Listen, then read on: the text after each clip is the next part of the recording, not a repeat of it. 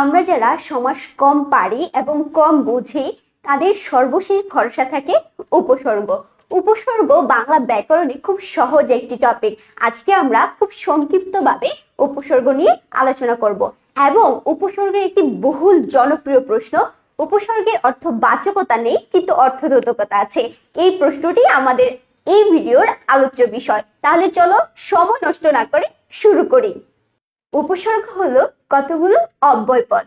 আমরা নর্মালি বলে থাকি অব্যয়, যার কোনো ব্যয় নেই।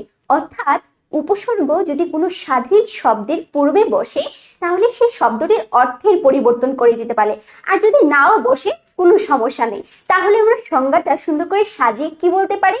উপসর্গ হচ্ছে এমন কিছু অব্যয় বা অব্যয়সূচক শব্দাংশ যা কোনো স্বাধীন অর্থবোধক শব্দের পূর্বে বসে আগের স্বাধীন শব্দের অর্থের পরিবর্তন করে দিতে পারে। এটাই হচ্ছে উপসর্গের সংজ্ঞা। তাহলে দেখো, এই ব্যাপারটা আমরা একটা উদাহরণের মাধ্যমে বুঝে নিই। দেখো, হাড়। হাড় একটি স্বাধীন শব্দ।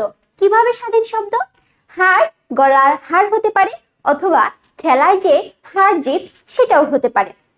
নর্মালি আমরা দেখছি যে হাড়ের একটা সাধারণ অর্থ আছে, কিন্তু দেখো উপ, বি, অনা, আ, প্র, এই ছোট ছোট অব্যয় পদগুলোর কি আমরা কোনো অর্থ খুঁজে পাই? না, এদের কোনো নিজস্ব অর্থ নেই। তাহলে আমরা বলতে পারি না উপসর্গের কোনো নিজস্ব অর্থ নেই। কিন্তু দেখো, যখন এই হাড় একটা স্বাধীন শব্দের পূর্বে বসে তখন সেই স্বাধীন শব্দটাকে সে কিভাবে চেঞ্জ করে ফেলতেছে। হাড়ের পূর্বে যদি আমরা বসাই উপ, হয়ে যায় উপহার। উপহার মানে কি? গিফট।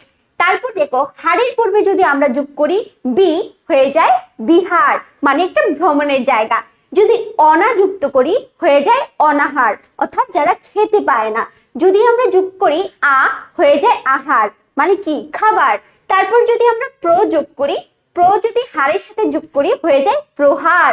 দেখো, কোথায় হার আর কোথায় প্রহার, মানে পুরো অর্থ, এই স্বাধীন শব্দটার অর্থটাই সে চেঞ্জ করে দিতে পারছে, তার এত ক্ষমতা। তাহলে আমরা বলতে পারি উপসর্গের কোনো নিজস্ব অর্থবাচকতা নেই, কিন্তু তার অর্থ দ্যোতকতা আছে। অর্থাৎ সে অন্য কোনো শব্দের পূর্বে যদি বসে তাহলে পুরো শব্দের অর্থটাই সে চেঞ্জ করে দিতে পারে, তার এতটা পাওয়ার আছে। উপসর্গ তিন প্রকার: বাংলা উপসর্গ, তৎসম উপসর্গ এবং বিদেশি উপসর্গ। তো বাংলা উপসর্গ কয়টি আমরা দেখে নিই। বাংলা উপসর্গ মোট 21টি। বলা হচ্ছে কি কি, এই ব্যাপারগুলো তোমরা অনেক সহজে মুখস্থ করতে পারো। এজন্য আমি একটু সিরিয়াল করে দিই।